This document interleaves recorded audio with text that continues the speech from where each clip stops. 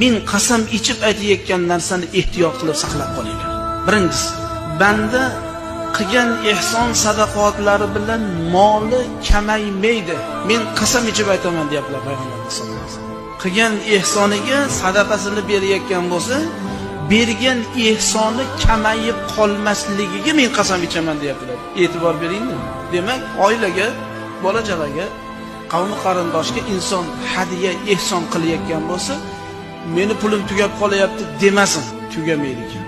Ikkinchisi, bir bandaga birov zulm qilgan bo'lsa, zulm qilingan bo'lsa bandaga, shu qilayotgan zulmiga banda sabr qiladigan bo'lsa, Alloh jalla va alo sabri tufayli unga azizlikni Alloh ziyoda qiladi. Men bunga qasam ichib aytaman.